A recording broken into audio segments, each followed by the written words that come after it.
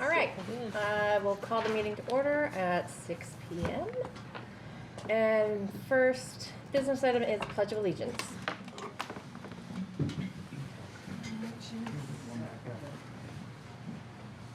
Pledge allegiance to the flag of the United States of America and to the republic for which it stands, one nation, under God, indivisible, with liberty and justice for all.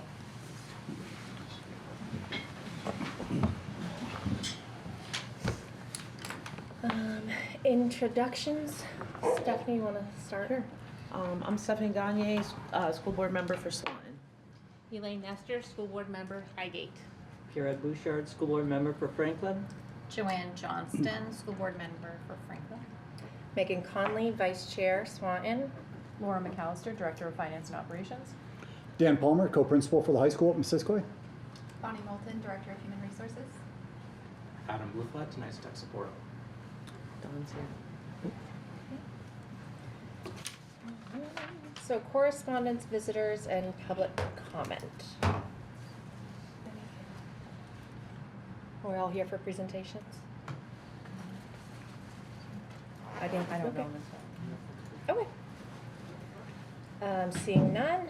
Agenda review. I did have a proposal that we move the presentations up to before the administrative reports, given the weather and wanting to let everyone, especially the students, go before it gets too bad. Yeah. So is that amenable? Okay.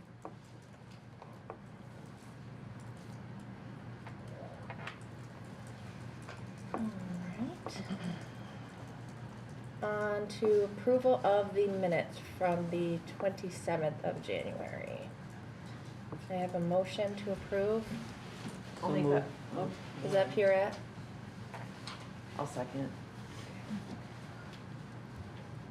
Any discussion? All right, all those in favor of approving the minutes, say aye. Aye. Aye. Opposed? Abstain? All right, motion passes 6-0.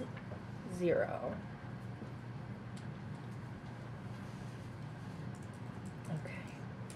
So then, strategic plan, focus presentations, engagement, collaboration, athletic director, and student athletic leadership presentations. All right. Share my. Is there, do you want to stay up there? Wherever you're comfortable. Do you want to stay up there at point, or do you, whatever you guys are comfortable? Okay. Perfect. No, we're all good.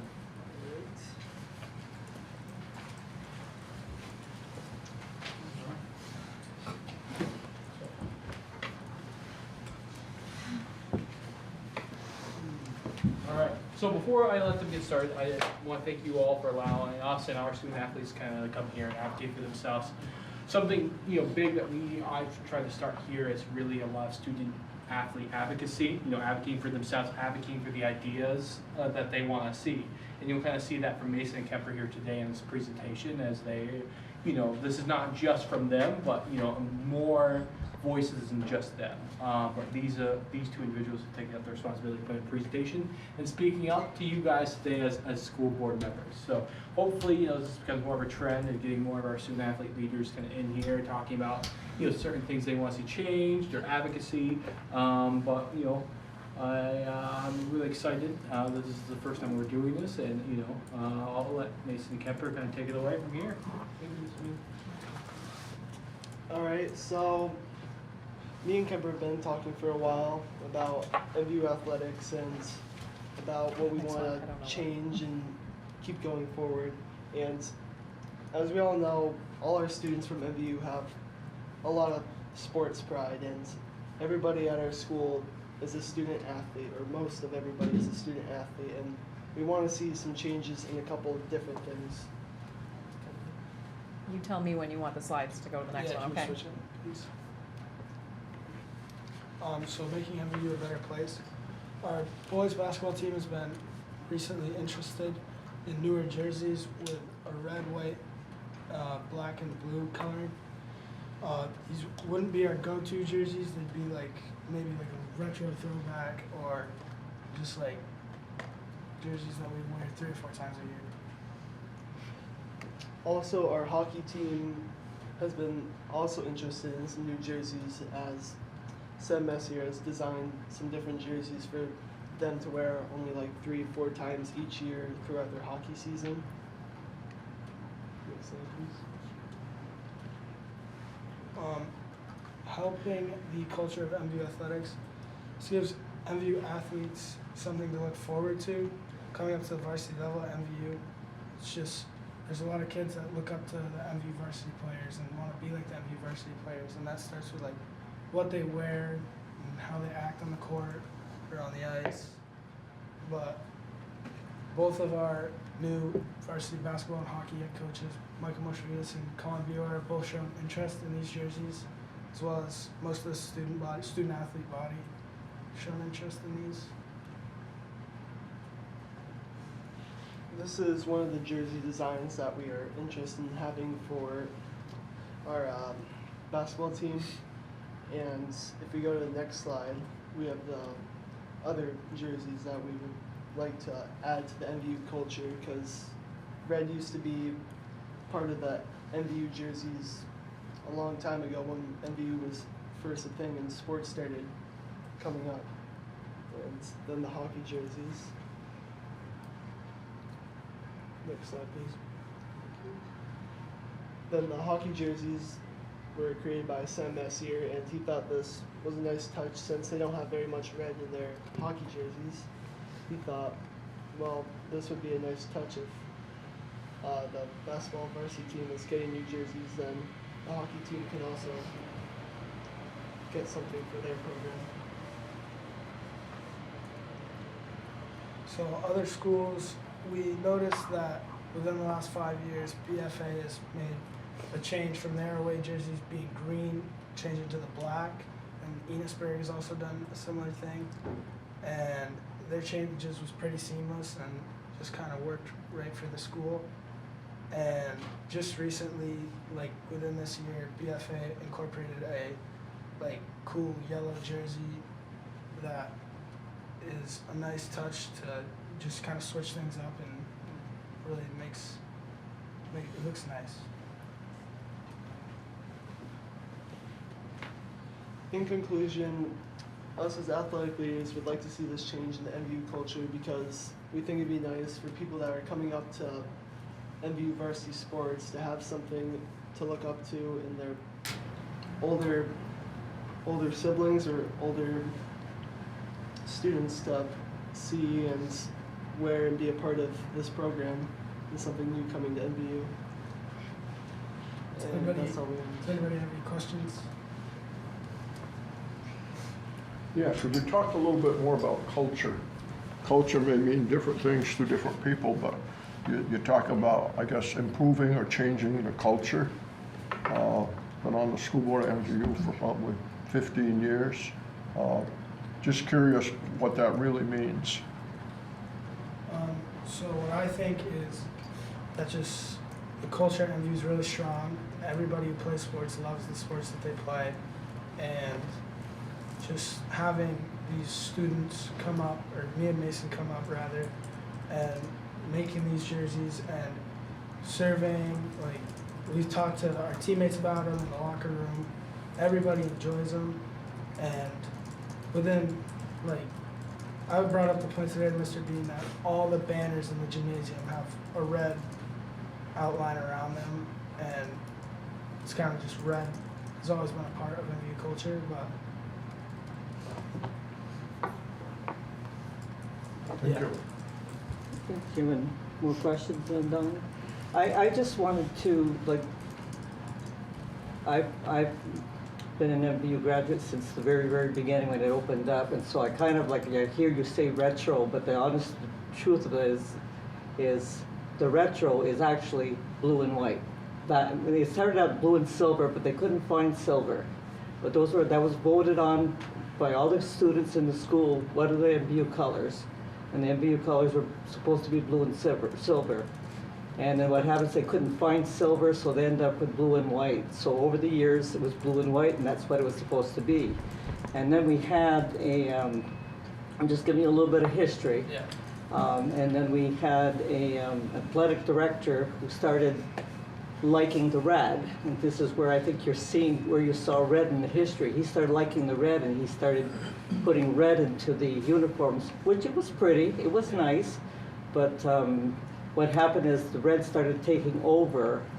And so I recall at a school board meeting that the school board members who have been there and for a long time too, and knew that history and knew that that was the colors of the schools, was blue and white, and they objected to so much red. And so they actually had a vote that they wanted it to go back to blue and white because those were our school colors. And so, and that was an official vote, and it's been blue and white since. And I hear you, but I just want to make sure you understand that the red is not retro. That is just something that was brought in a little later, but then it got changed back to blue and white because those were the official school colors. Now, what people decide to do in the future is neither here nor there. I hear you, but I just want you to know that that is the history. It's not. The retro is really blue and white. It isn't the red. I think, part of this, we took a lot of, when we meet once a week, our student athlete group really talks about like interest, stuff they'd like to see back.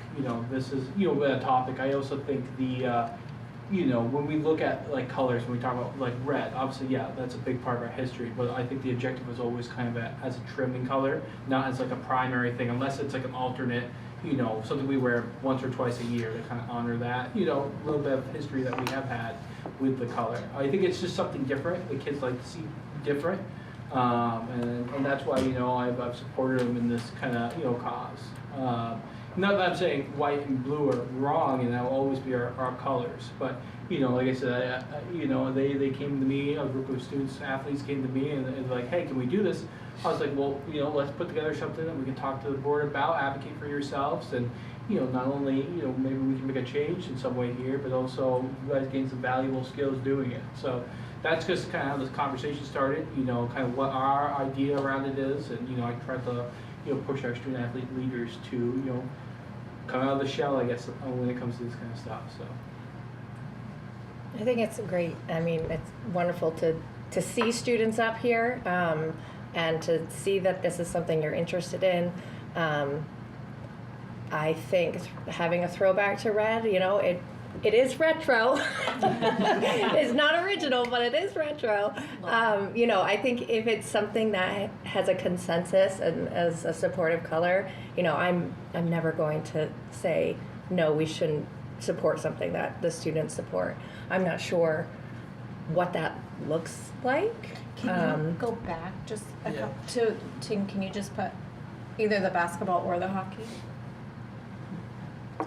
This one? Yeah. And now, is this both for men and women? So, so this would be like for most, if not all of our sports. The boys just put together like their hypothetical concept for their, like what their jerseys, would be, in a dream scenario, I told them, Now, is the idea that they would phase in, not all purchase all brand new uniforms at once, but Correct. phase in It wouldn't, during the normal? yeah.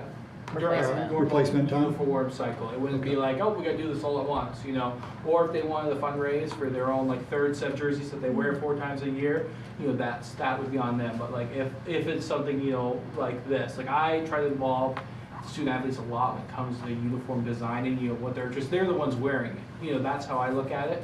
So for me, it's like, I bring them in, I bring a couple student athlete leaders in, I try to order some sizes so they can try on, and we look at, Under Armour is a great design website, and we try to look and match up and say, what would you like to wear, the font, the styles, the logos that we put on, all of that. So yeah, it would be something we would phase in over time. Do the varsity athletes have any formal connection with the students in our elementary schools, our 4th, 5th, 6th graders? Or is it just is there a casual interaction with them? Or is there a formal interaction as we talk about culture and building programs? Yeah, I don't know if you guys have any, obviously I have stuff to add. I know something that we're trying to do a lot more, especially me, is trying to incorporate a lot of the, rec programming with us. So that's, our girls basketball players, they'll stay on Saturdays and help out the little kids before their practice from 8 to 10. We've incorporated 3/4 halftime games into our basketball games, trying to host more rec stuff up here. Just to kind of give those kids a little bit of that experience of like, this is what it's like to play in like the big gym. This is what it's like to play in front of a huge crowd. And with these kids watching, and also then watching in turn our kids, so they can model themselves and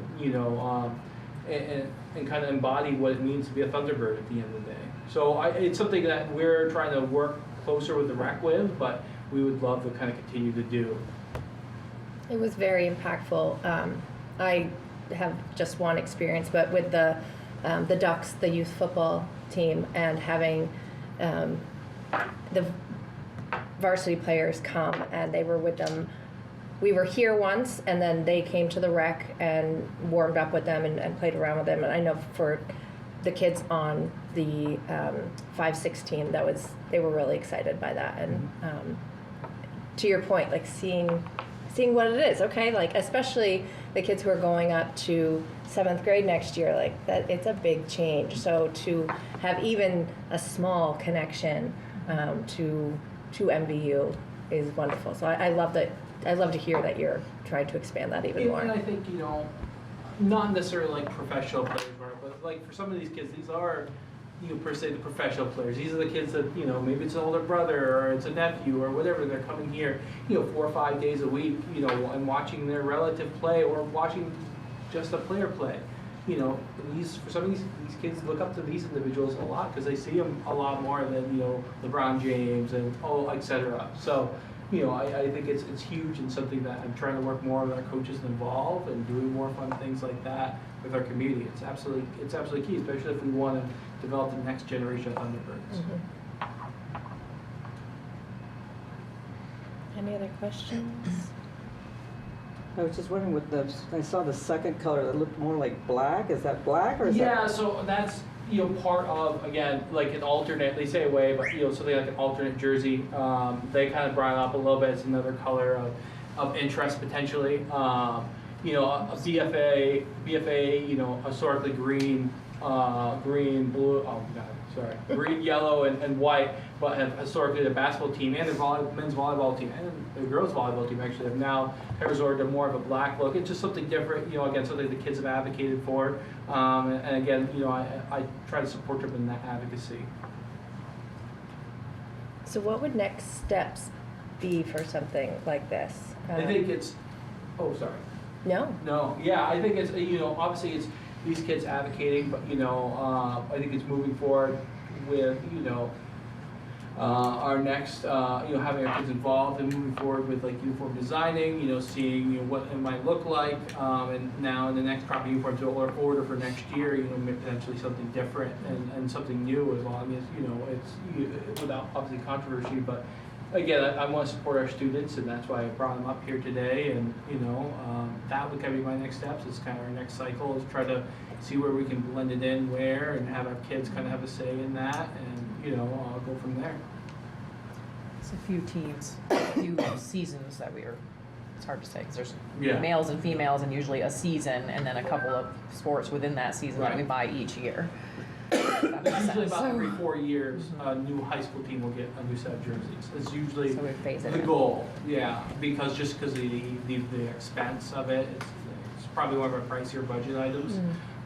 So we try to let them last as long as possible and before replacing them, or they just get out of style and then we have to replace them. But usually it's about a 4-year turnover for every sport. So then would it be, you continue to put together designs, and then once you have a final one, is that something that would come back to the board, like to Pierrett's point that there was input from the board back when there were color changes? Is that what you're envisioning? Is that, I don't know what the process is. I would defer to Julie on that. I don't think Okay. anyone is proposing that we change the MVU colors from Right. blue and white. It's I just think an accent. Yeah, it's more like a trim, Yeah. and using some of these colors more as a trimming. Just kind of, not necessarily a different but also making it pop, potentially again, like maybe an alternate jersey as well. Something that they wear a couple times a year, not a primary thing that they're gonna wear every night, but sports teams, professional sports teams especially, wear those. And it's just, getting these kids out here to kind of advocate for that and, It's a good way. It's a really good way to draw in a crowd for games, to bring people to games that. Do a blackout night, and we have these alternate black uniforms. We have our student section in black T-shirts potentially. It's just a different vibe for these guys. It gets them excited because it's like, oh, this is like the 1 out of 4 times a year we can wear these. For special events. It's something like that. I think these kids would really love to see. So we can talk to Julie about next steps. Obviously, we'll be keeping you in the loop, but as far as formal approval, I would want to defer to Julie about exactly what that looks like. I have a couple of questions. You have team meetings, have team captains, hockey, basketball, football. Do you meet with the athletic director regularly? Like once a week, if we have our athletic leadership program, that he usually pulls us up for debrief time, and we spend About 30, 45 minutes, like 30 minutes talking about what our school needs or what our school wants and something to change for our community as a culture of sports. So it's not just basketball, football. It's not just a single sport. It's like every sport around MVU. Do you feel that the students are listened to? And I'm asking that question having been around here a long time. I felt at times that the student voice wasn't very well heard. Yeah, I mean, this is why we're doing this. This is why me and Kemper are presenting this, because we want to get heard and we don't want Mr. Bean to just talk about what we want. We want to do this by ourselves. We want to speak out what we think and not what Mr. Bean thinks, and what our style trend is and what we think should come to MVU for sports. Good, I like to hear that. Somewhere somebody said something about fundraising. I don't know what did I hear that? I think Connor. Okay. As one board member, and I'm only one of 9, I'm very much against students doing a lot of fundraising for things that school districts should provide. So to me, we have some students who could probably do significant fundraising, and other students find it a challenge because they work or they live out in the country, not in the village, whatever. So, as I say, I don't know how the other 8 feel, but as you go forward, if I'm still on the board, I will keep making that statement. Our athletes don't have to to fundraise for the things that are necessities. We meet and talk about that a lot. I think to Laura's point, is something we do talk about a lot, is trying to provide every athlete with at least the minimum of what they need to do to play the game.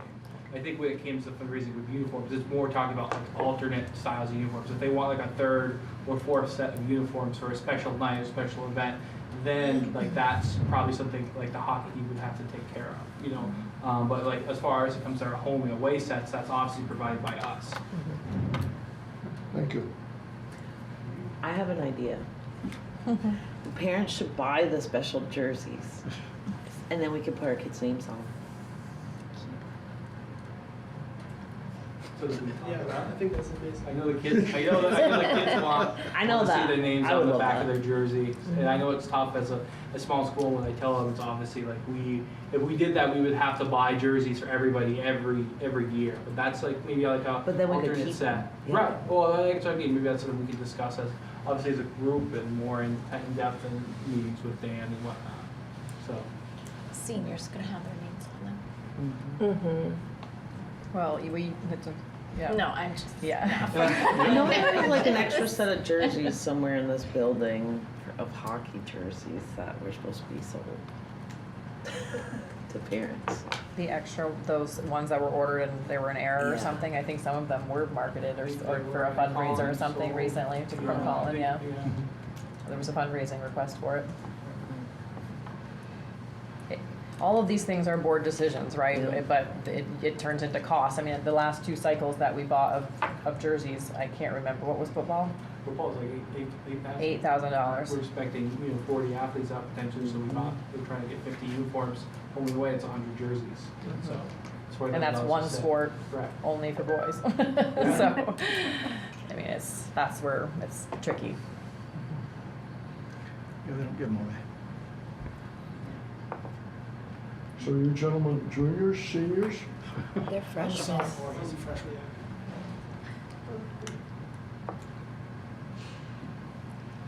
Anything else? All right. Okay. Thank you so Yeah. much. Thank you. Thank you. Thank you, Julie. Thank you, guys.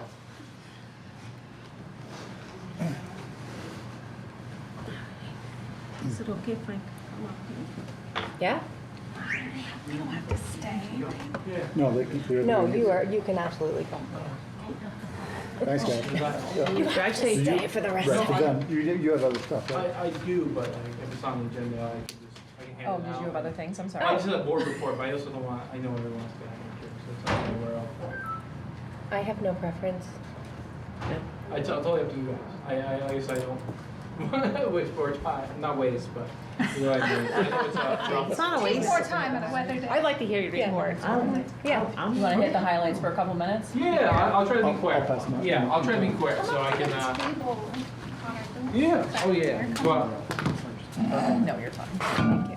so kind of similarly to last Sorry, time, didn't it's realize nice to they see were you all taking again. It's been a my- couple months. Obviously, I've seen you around our school and our community, so I appreciate it. Obviously, if you don't know me, you probably already heard my name. I'm Connor Bean. I'm MVU's Director of Athletics here. I started in July, and this is kind of my second one. I gave out board handout last time, just try to do something a little similar this time. Just kind of go over highlights and points. I'll try to kind of, again, go a little quicker this time. That happened since our last meeting. So participation is always a big factor, right? It's a big factor. We want to know kids are involved.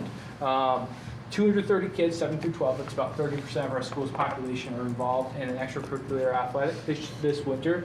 I believe from numbers I got previously, it's about the same, so there hasn't been much in terms of like increase or decrease. I believe the same number I got from last year was 230.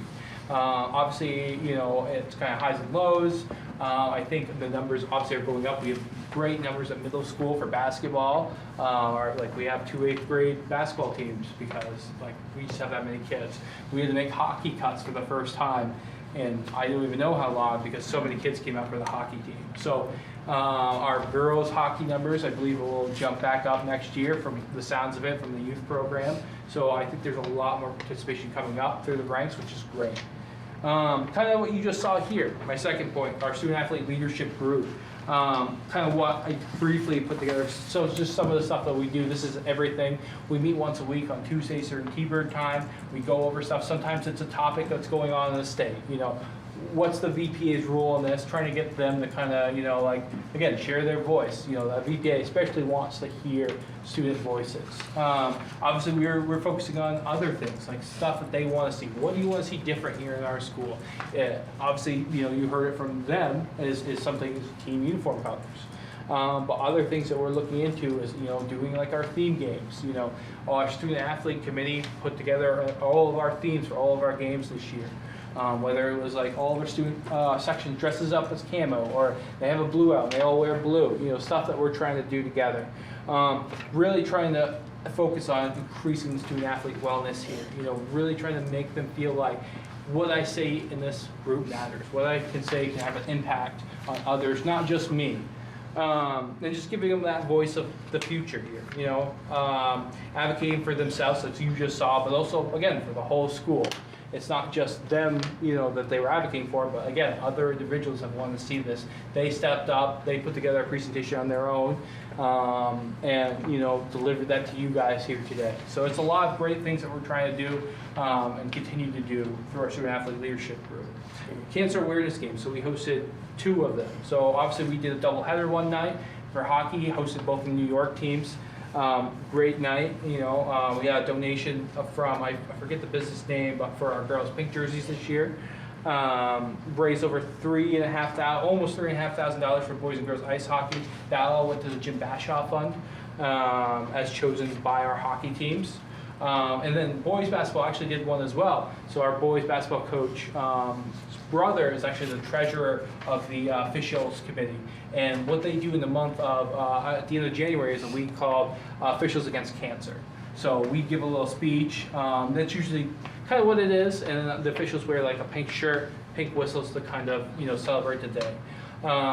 Obviously, our coach used to be official. His brother is one of the head officials in the state. He wanted to do something more. So he got pink socks. Had all the boys will wear pink socks for the game. And we donated all of our admissions for that game to the Officials versus Cancer Fund. So that was about $425 just for the varsity and JV game that night. So again, just some great strong community involvement and support. Again, really pushed by our coaches and our student athletes. Baseball banner raising ceremony was great. Halftime of the People's Academy game, where we had, coincidentally, a kid dropped almost 50 points on us, which was fun to watch. Maybe not necessarily on us, but it was still, a great game by him. But student athletes were recognized. We had plaques honoring, the state championships that they'll be able to bring. They brought home. Really strong community event. Again, it's great to have those because again, you get necessarily people that might not come out to a basketball game. They come to the basketball game, at least enjoy it for a half before they have to come down and get their awards and kind of, again, build that really strong atmosphere at games that we want to have. But again, it was really a successful day, really successful day. Kind of just some winter updates. Obviously, new coaching hires at the varsity level. Colin Bior for boys hockey, Michael Moshevides for boys basketball. I felt like have been very fantastic additions to our program, really embodying the culture that we're trying to build here of accountability and supporting our student athletes. Both have stepped into some challenging roles. Obviously, hockey is big in this community, and the basketball team lost a lot of seniors from last year. But have handled those responsibilities really well. They've done a fantastic job of leading through adversity, pushing through some hard moments, and again holding the kind of kids accountable that we're trying to do here as part of kind of the culture change that we want to see. Really understand the vision that we're trying to do. And building up our athletes as people. Because again, as much as I'm winning state championships, athletics in schools is so much more than that. It's really about building up the person. I didn't win any state championships myself at high school, but I could take the skills that I learned from high school athletics and apply them to what I do today here. But leadership has been really positive. On team culture, really establish themselves as role models, people that our student athletes can go to and they trust. Not everybody in our community, kids especially, might have a safe adult to talk to. Part of our coaches' jobs is being that individual that they can talk to. Overall, I feel like our seasons are going well. Lots of great success. Lots of trying again. Watching and learning for me is it's my first winter here. But try and take notes, trying to shift certain things in little ways to kind of improve what we do around here. Just a quick head to spring. Most spring coaching positions have been filled. Working for a couple of middle school positions and a JV baseball coach, if anyone knows one, that'd be great. Just hired Josh LaRush as our varsity head coach. Again, another I feel like a really strong hire that's student focused. And really wants the best for our student athletes. So really excited there. Most of our spring teams are opening up open gyms. So, if you come by on Sunday, you'll probably see a lot of our spring teams just working out, training for VPA regulations, totally fine, and just getting ready for the season. Adding on to that, our spring registration opens up February 16th. So the day we do our middle school awards night, and it's about a month before the season begins. Just put a little comment here about tennis club exploration. I've had a lot of student interest coming to be about tennis, something that I'm thinking we haven't really sat down and talked to. I have a staff member who coaches tennis, potentially might volunteer just this year, see kind of where it might go, practice a couple of times a week, and see kind of what the interest looks like by the end of the year and see if it's something that's viable. Because again, I want to support our students' interest in what they're doing here, and I think exploring these, doing small stuff like that and seeing what's viable and what's not, I think is a good step for that. Real quick, we hired an athletic trainer in between the times I last talked to you. Again, the AT position is extremely valuable, especially in the high school system. I'm really fortunate, actually, thankfully, his wife really pressured him, which was fantastic on my end. Mir Al-Kassir, his wife Taylor, works in the after-school program. So, but he's been great. He's been, he's extremely knowledgeable, has a million certifications. I feel like every time I see his name across the board, it's got all of the great background in college athletics. Worked high school at Fairhaven in his time, in his training time at Castleton. But it's been to Oklahoma. Most recently was at St. Michael's College down in Colchester. Just brings a big background, very knowledgeable, great with the kids. The kids love him. Sometimes they're there a little too often, but he's been fantastic. I can't say enough of that. And then again, community engagement. We hosted a couple, 3/4 recreational basketball teams at halftime. Again, trying to build that relationship a little more. We host, on the weekends, more littles basketball camps that they do on Saturday. Hosted a youth wrestling tournament the other week, which was a big success. So just trying to create those strong opportunities to bond with our community, because again, these kids are going to come up through our ranks. These parents are going to come up through our ranks, and we want to make sure they're supported. We also want to make sure that we're building a strong overall athlete, and it starts at that young level. So we're looking at the possibility of hosting all of our rec football games on campus next year, which I think would be a nice little hit. And again, just another big community involvement. As I know, in my time from Bradford, we used to play our youth games before the varsity games, and everyone would stay for the varsity games. So again, it's just continue to build that momentum that we're trying to build here, and continue to strengthen our community partnerships. It's a big priority for me. So that's kind of all I have. I know I went through that kind of fast, but does anyone have any questions?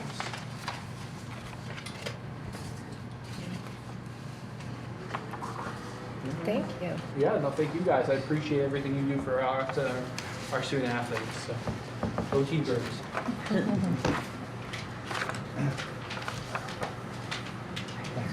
Thank you.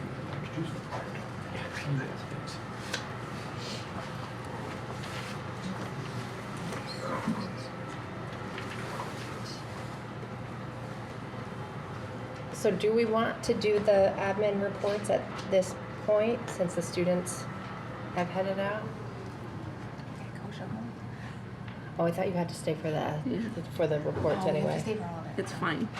Well, I'm worried about her having to drive home. Yeah. Where are you driving? Wait, where are you driving to? Georgia. Yep, we're getting cake. And onward. Thank you. All right, so I am going to present, as I had promised, our data this winter, and basically really show you the growth of students from fall to winter based on our STAR assessments. So I wanted to remind everybody what our goal is on our continuous improvement plan is by spring 2029, we want to make sure we have at least 70% of our students in grade 3 reading proficiently, and then keeping that proficiency beyond grade 3 up to grade 11. And same in math, we want to get to that 70% proficiency. So this is our early literacy data. Our students in kindergarten and first grade take the STAR early literacy in winter. In fall, it's only first grade. So what I wanted to show you is what our proficiency is in early literacy. We were at 59.5% in the fall, and we are now at 66.6%. So we showed a 7.1% increase. And this shows us that the students are learning the early foundational skills, which are absolutely essential for them to become readers. So we showed some good positive growth there. And in STAR reading, this is taken by all our students from grades 2 through grade 11. And we had a 2.5% increase from fall to winter, from 60.5% to 62.5%. This shows a modest, in terms of percentage, But when you combine the early literacy and reading, we are at about 63%. So we're getting closer to our goal, and that is always exciting. In STAR Math, we had a math proficiency increase from 55.5% in fall to 59.3% in winter. This assessment is taken by all our students from grades 1 through 11. So this suggests we are making meaningful progress in students meeting math benchmarks from fall to winter. And then I know you all are always curious about how we did this winter compared to last winter. So I'm showing you the comparison right here. We had 155 students out of 239 in K1 last winter who reached proficiency this year compared to 147 out of 243 last winter. So even though the percentage is like 4%, it's a huge number of students compared to last year who are moving towards proficiency. And this shows our student growth percentile. So one of the things our STAR assessment also does is shows us whether students are making adequate growth. And we want to monitor the students who are making typical or above growth. And then for students who are not showing a typical growth, we really want to investigate and see why they aren't making it. So this winter in our early literacy in grade 1, we had 57.1% of students who showed typical or above typical growth. And this is up 14% from fall to winter of 24-25. So we are excited to see that the growth rate is increasing. That's great. And here's our comparison for STAR reading, which is again grades 2 through 11 from winter to winter.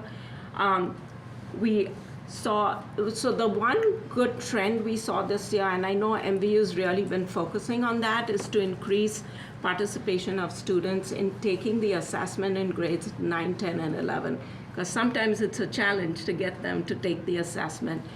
We saw a lot more 9th, 10th, and 11th grade students taking the assessment this year. So what we are seeing is more students reach proficiency this winter compared to last winter. So you can see the totals are also different. We had 1,049 take it last year, and we had 693 were proficient. This year we had 772 out of 1,235. So this is what we want to see. We want to see more students reaching that proficiency level. This is not a required. That's quite a significant increase in number of students. Yeah. Is this voluntary? Sorry? Is this voluntary? No, it's not voluntary, but sometimes it's hard to get students to sit and take the assessment. A lot of them don't take it seriously and don't just click, click, click, click, click, click. So the high school would be the biggest challenge? Yeah, and so we are seeing increasing numbers of students taking the assessment seriously and showing the proficiency, which is, I think, really important. I know that Jen DeSauger has worked really hard. One of the things they started doing is having kids fill out like a reflection sheet, but they had to make a prediction of how they were going to do on the STAR assessment before they took it.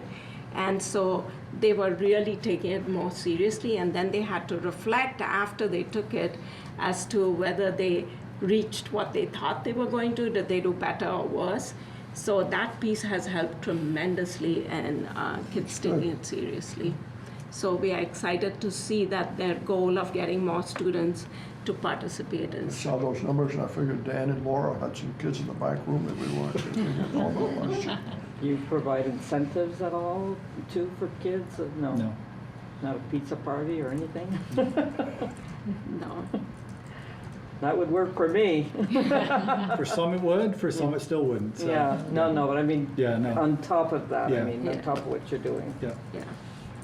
And then here's our student growth percentile. So we had last year, even though the percentage is higher, the number of students was lower.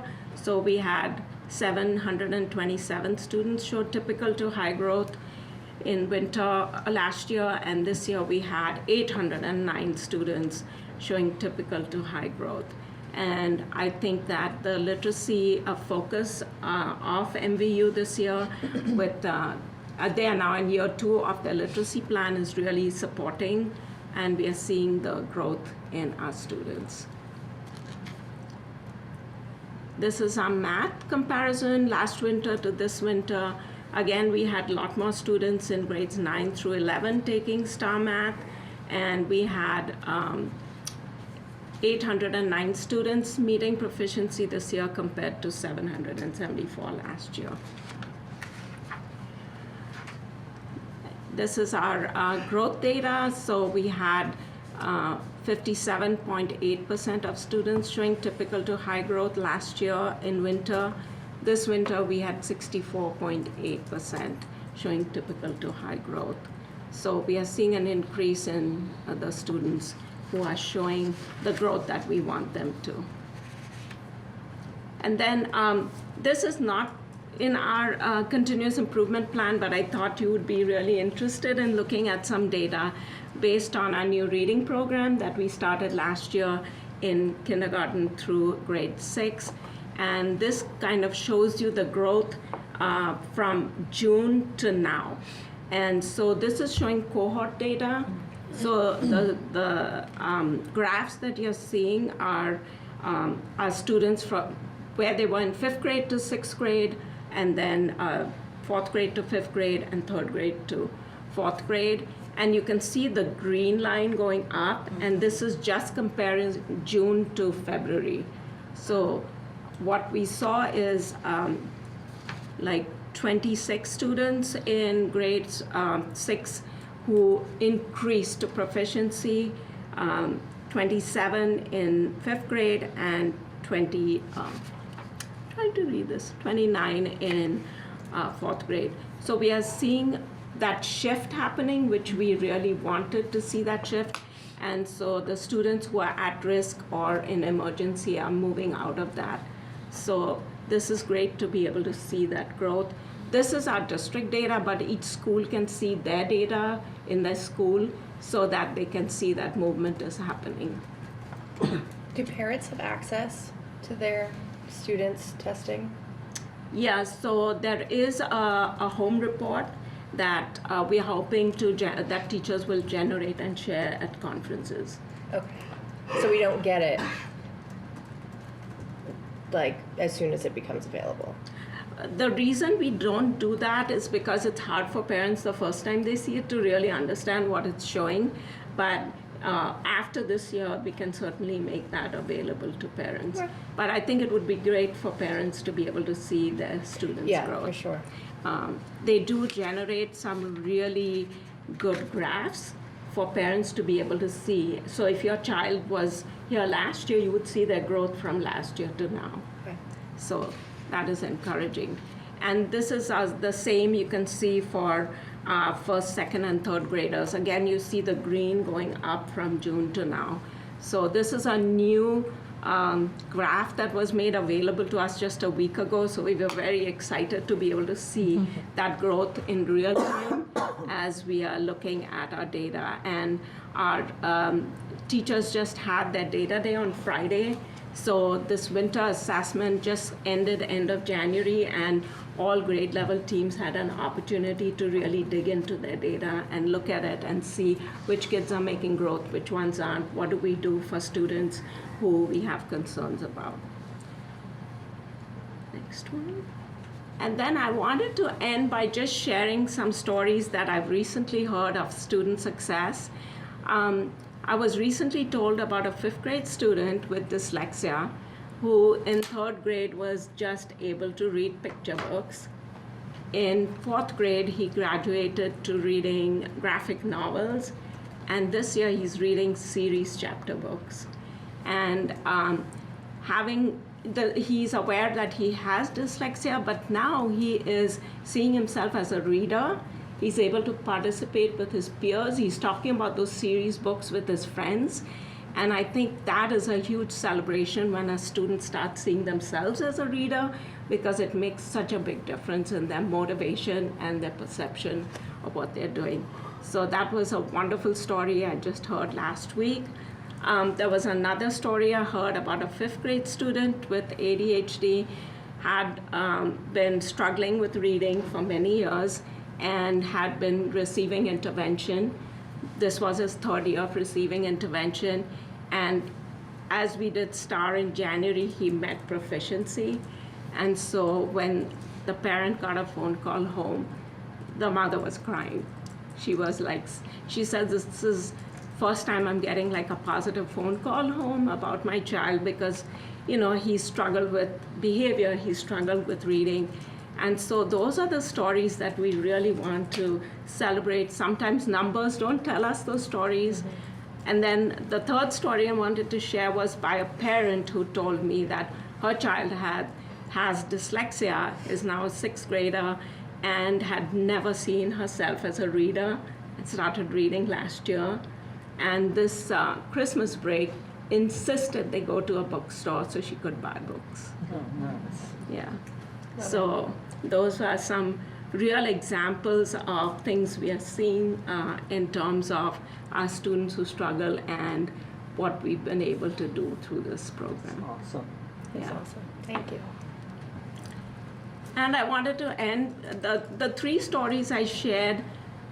One of the things I wanted to emphasize is in all those 3 students, the parents were very supportive of reading at home, and they encouraged that.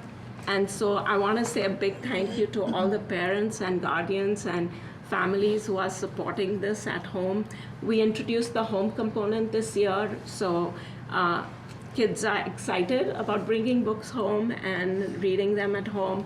Some of them are filling out reading logs. We didn't make that mandatory. We didn't want it to be a barrier, like, I don't have time to fill a reading log. So that encouragement and the support of families has been huge this year. And so I'm really thankful to all our families for supporting that. Really grateful to our teachers. They've been doing so much hard work along with our principals and coaches. Today we had 14 people from Mount Mansfield district come to observe art in Swanton. And we had a team of people from Lamoille North come to Franklin to observe our teachers teaching this program. So we are really, really thankful to our teachers. They've done a lot of heavy lifting in the last 2 years, but we are seeing a big difference in our students. And of course, our principals have been amazing in the support that they have given our teachers. They participate in all our leadership meetings talking about reading and books and how they can help support this work. And of course, all of you as school board members truly appreciate all the support that you give us. And now we are seeing all this growth in both math and reading, and it's really exciting. Thank you. Sure. Anyone have any questions? No, it's just awesome to hear this, though. It's really, really excellent, you know, because these kids, it's going to make such an impact on them throughout their whole life. Absolutely. It's such a breakthrough. It is, and especially for those children who we've seen struggle Yes. for many years, to be able to see that now they're seeing themselves as reading and they are excited about reading on their own is just thrilling. And we want all children to see themselves that way. And they'll make good role models as they get older, and they'll understand, you know, if they can read to a younger child that's having a hard time and be like, you know, they know how they're feeling because they've been there. So, Yeah. no, that's great. We are also very excited to see the growth in our 6th graders, because then when they come to middle school, it's going to be so much better for them. Exactly. That they are confident as readers. So I think that's going to make a big difference. And with the literacy plan that's already in place with MVU, I think it's going to even get stronger. So very excited to see that. Thank you so much. Thank you. Thank you. It's in a business, so she has a state meeting, she had to leave the meeting, so she, if anybody has Oh, questions, they can okay. send it to her. Do you want me to stay for the- No, No, go, drive safely. All right. Yeah, Thank you so much. thank you. Thank you. Very careful, Coach.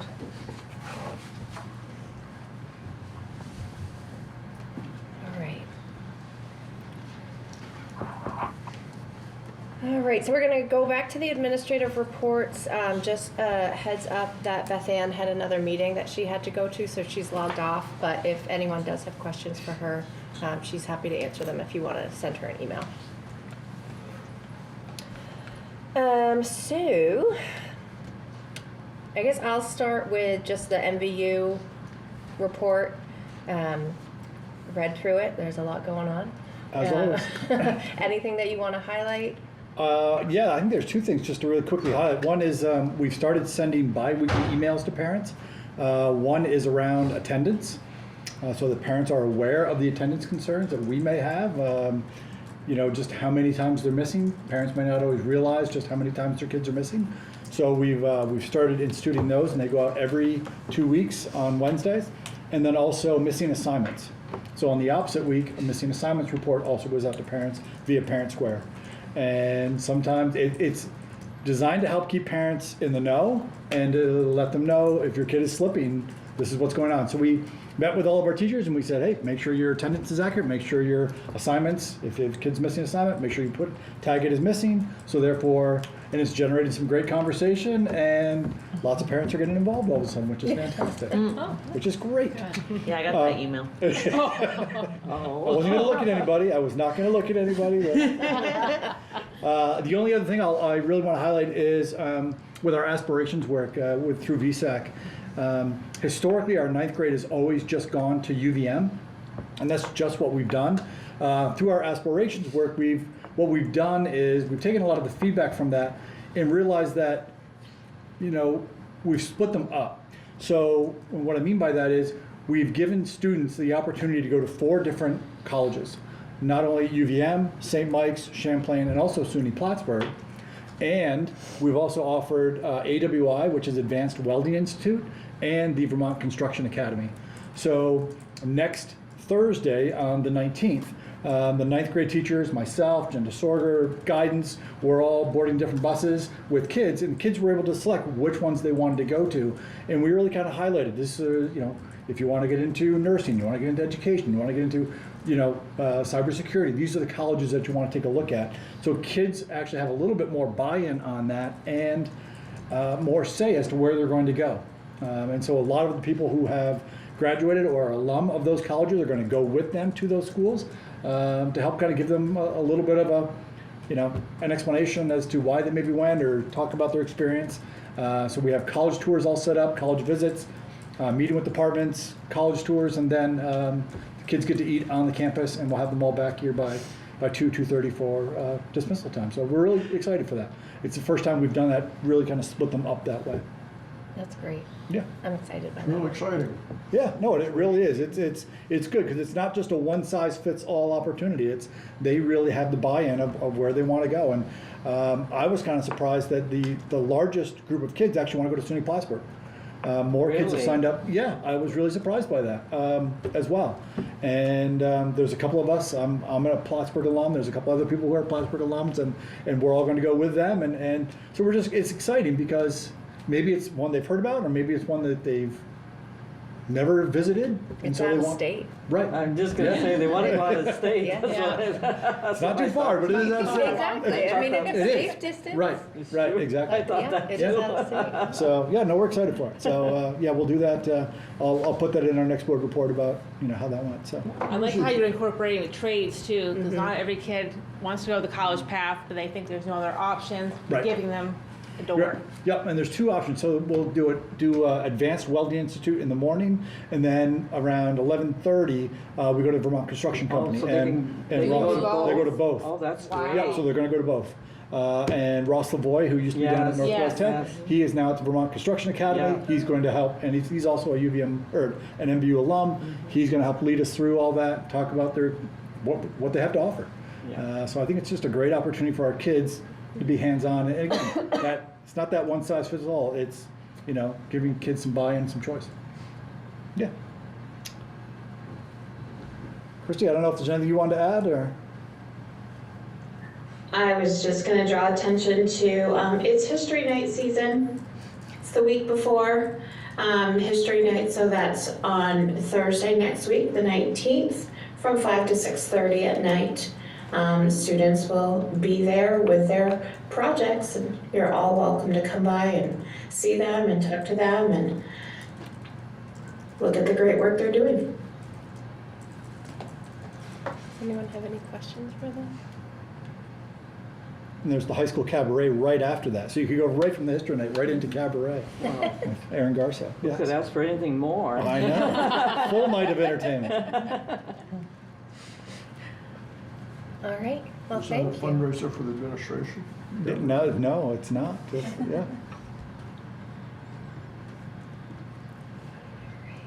So then for the district office, does anyone have any questions that they wanted to ask of Wendy or Tanya? I know Julie's not here, but I really appreciate the updates on Act 73. Just, there's so much.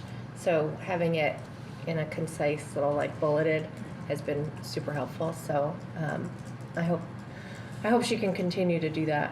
And sharing, she was sharing that out with families too, right?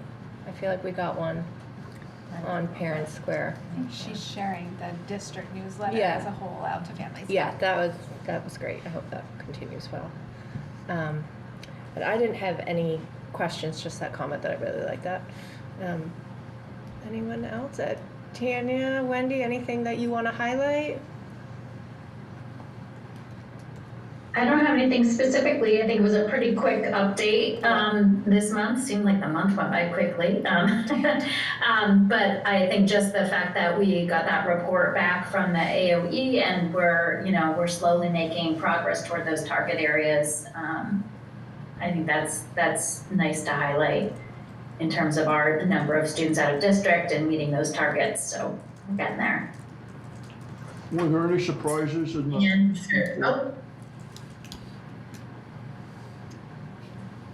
what was that, Don? I said, were there any surprises? I mean, many times when I do these reports and work with AOA, you have some anticipation of things they might raise, issues. Were there any things that came out that shocked you or you disagreed with? Tanya, do you? Not from my perspective, but the indicators that I've been keeping track of, I was actually very pleasantly surprised because we passed the indicator 13, which is very often a sticking point for many school districts. And that's the transition plans because they've gotten so tight on the language. And sometimes we get stuck in a cycle of needing to redo them. But this time we met that indicator, so that was really a positive. I don't know about Wendy. Yeah, I unmuted because there were a few things that we have some questions about. And so today, Rusty Gregory and I met with Tristan McNamara to ask some of those questions. And now Tristan is from the Agency of Education, and he is going to the other teams that our questions were about. So it certainly is an opportunity to dig in because some of it was not quite what we would expect. So as far as the data and what we would expect the data that we submitted to be. So we'll be diving into that to try to figure out where that discrepancy is. One of those, for example, is the graduation rate of students with an IEP graduating with a regular diploma. The number in the report for 23-24, the percentage is much lower than we would expect. Even just the percentage, just the number of students that they have in the report that have an IEP that are graduating, right? So we're diving into that. And we'll keep you posted. I didn't report on that though this month. Did you have another question, Don? No, that's it. I said thank you. Yes. my report, it's getting to be March 1st time, and that is pre-K application window time. Families are excited and already calling the early childhood office to ask about that process and make sure that they can put in their applications to indicate their interest for pre-K programs. And we are gearing up for the MSAA, the Multi-State Alternate Assessment. I have Jess Paquette, who is really an excellent helper with this, helping get all of the accounts set up for all the test administrators and the students in there. So that work is all underway. Anyone else? Okay. Well, thank you. I think you're good to write and good to log off. Have a lovely evening. Good night. Good night.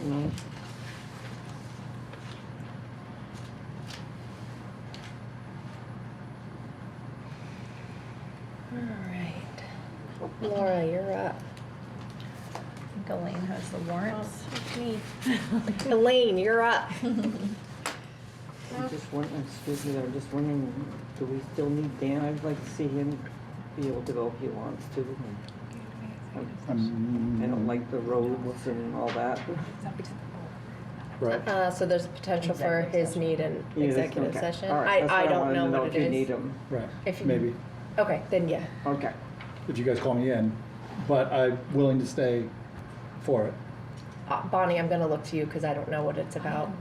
I am fine with it. You sure? If you, It's up to you. yes, I mean, It's up to you. this is what I do. I So know. if you want to be in here, I wouldn't say you've got to be.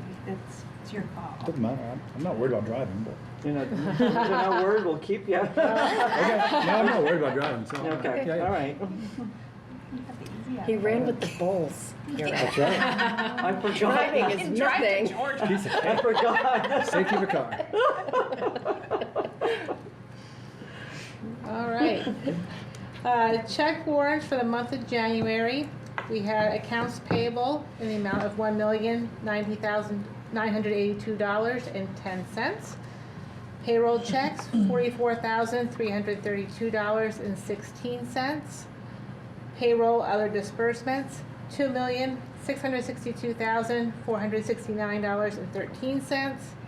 Payroll deductions, $1,063,153.77, for a total of $4,880,957.16. All right. Can I get a motion to approve the warrants? So You're moved. up. Second? I'll second. Both of you tonight. Okay. Any discussion? Okay. All those in favor of accepting the warrants, say aye. Aye. Opposed? Okay. Passes 6-0. Okay, now you're up. Now right? I'm up, yep. So, we've continued along the path of the engineering for the parking and lighting project that is proposed on for town meeting day. It's imperative that we continue with this engineering process, so we went out to bid. Otherwise, we wouldn't be prepared if we get to the summer. We wouldn't be prepared for the project. So Jason has worked with our office, and he prepared an RFP. The RFP was launched a few weeks ago. There was a site visit, a mandatory site visit. Only one vendor did attend, even though we followed our bid process and it was posted on the website and all of our normal places. That the attendees were Civil Works. Civil Works did submit a bid. The bid was for $59,850. That was in line with where we had anticipated it to be. That firm is recommended by J. Turner Consulting, and that's who has worked with MVSD to prepare those documents and do the surveying and everything up to this point. So I believe, I don't want to speak for the facility committee, but the facility committee is recommending that we approve this bid, or that you approve this bid and award to Civil Works for $59,850. So we need a motion to approve I'll make the bid. motion. Award, yep. I'll second it. Any discussion? I have a question. So, so we're awarding it. Does that mean that, you know, that they're going to do it whether the article passes or not? Is Yes. that, and so Yes. we'll lay out well, obviously the funds. This expense would have to happen now, yeah. Yep, and then if it doesn't work, it doesn't work. It doesn't work, and these documents could potentially be used at a Then future at a time, later yeah. time. Mhm. Okay. Mhm. Oh, that's good to know. Yeah. Any other questions? Okay. All those in favor of accepting the civil engineering award, say aye. Aye. Opposed? Motion carries 6-0. Thank you. All right, so human resources, we've got two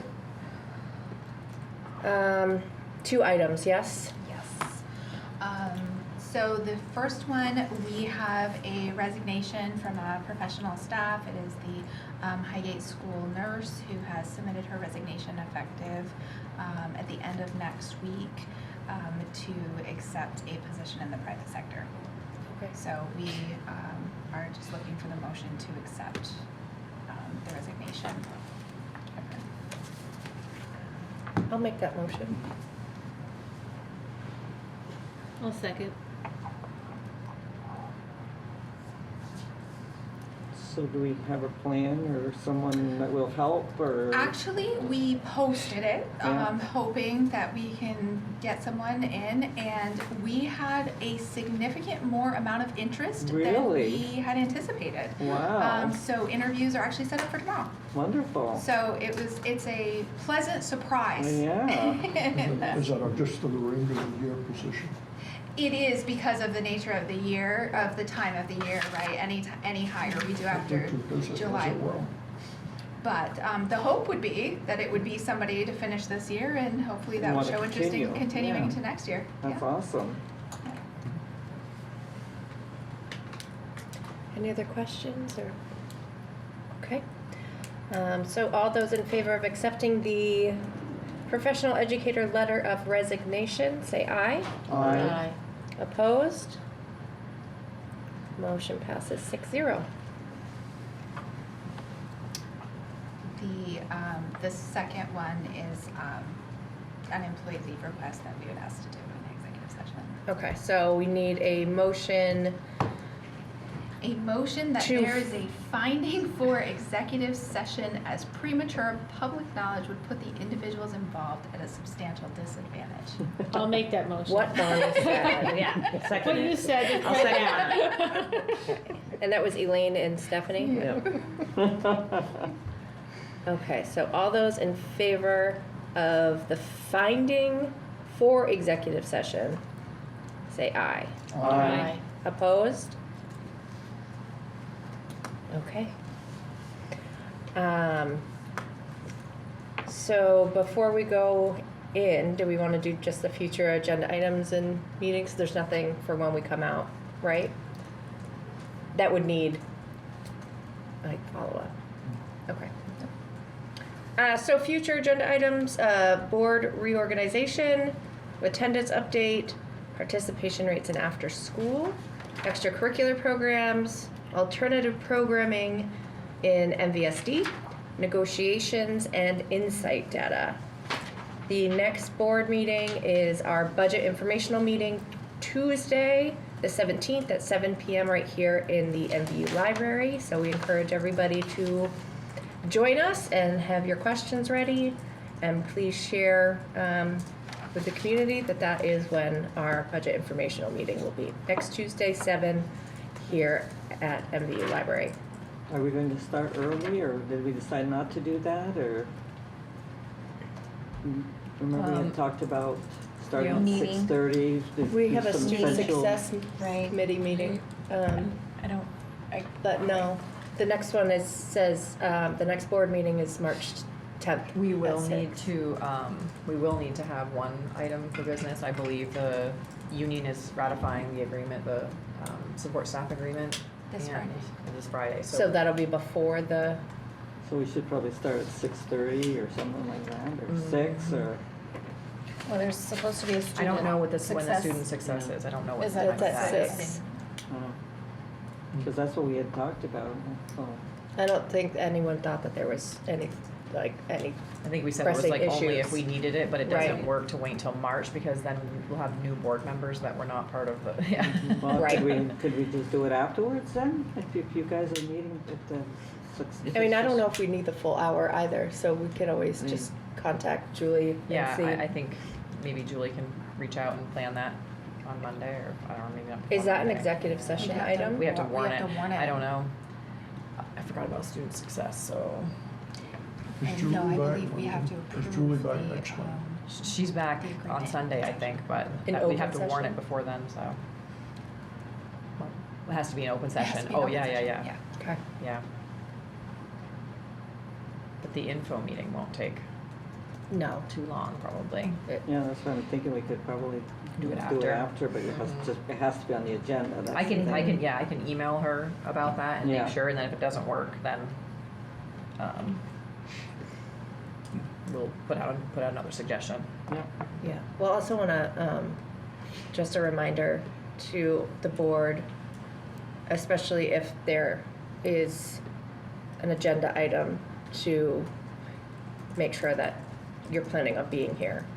I know in years past, it hasn't been, the full board, I don't think has ever really been present for the info session, so does anyone know if they're not? I'll be here. You'll be here? Dawn, do you plan on being here? Wednesday night? I mean. No, Tuesday. next Tuesday. Tuesday night, yeah. Yes. I meant Tuesday. He might be here No. Wednesday. And Wednesday. Oh, yeah, I do plan to be here. Okay. Yes, because there's some other business we may have to deal with that night too. Yeah. Right? Yes, I know the finance committee, we talked about it. Joanne? yes, I'll be Okay. here. Because we're gonna give you those slides.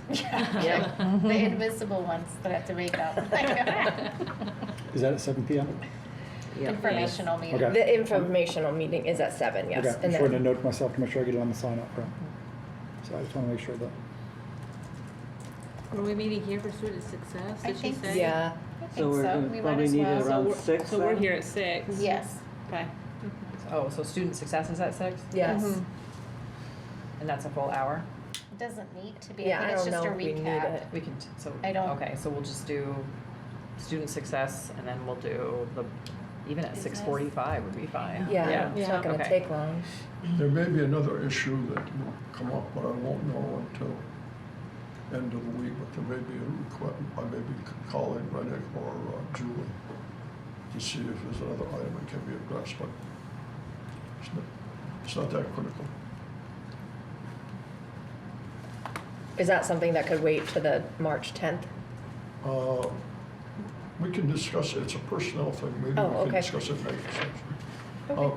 Megan, I would like to thank you for chairing the meeting and suggest that you return to the board. You're an excellent chair when you're here, you do an excellent job of chairing our meetings. Thank you. It's moving. But I'm not chair, though. Thank you. Is that, do we know if there's still only one person who got the petition in from Franklin? Is it from Franklin? Yeah.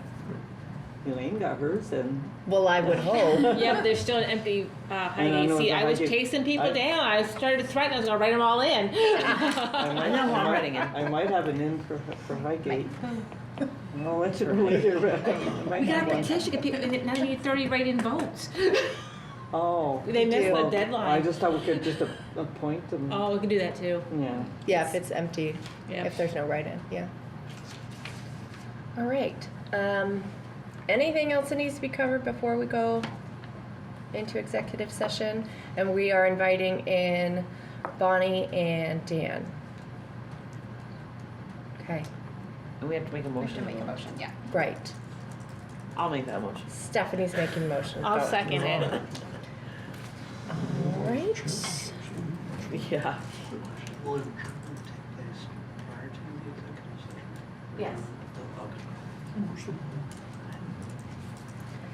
So are we gonna stay here or go into? That other Should room. we wanna go go into another room so they can close? Because then, yeah, you can Follow up close another it. night, somebody, a board member. Did you have something? So my name is Tim Lyman. I'm here because of a grad school assignment, essentially. And part of that assignment entails talking to a board member given the executive session, what will be probably another day. So I don't know if I could get someone's contact information to follow up Yeah. prior to you going into executive session. Yeah, and all of our contact information is right on the MVSD website as well. Oh, wonderful. Okay. So we can do that, or, yeah, I'm happy to, we can, is there anyone in particular that you're supposed to talk to? No, not supposed to per se. Okay. I suppose I'll be reaching out. Probably the acting chair would be good. I think that she should do that as her final duty. I'm pretty sure that the real chair would be happy. I told you, when he's not here, we give him assignments. See how that works? Yes, because I've done Thank all assignments of you when for I've your missed. time today. It was a pleasure to witness this. Thank you so much for having Thank me. you for coming. It's my pleasure. I used to be a newspaper reporter, so I love a good board meeting. Well, I was wondering, I thought that you were, I thought that means that's what you were, was a reporter, I wasn't sure. Yeah, I know. No. Just an aspiring reporter. So it turns out we have to do a vote to go into executive session. I knew that. I was just, you know, I can't be too good. So we have Stephanie made the motion, Elaine second, right? Yes. Okay, all those in favor of entering executive session?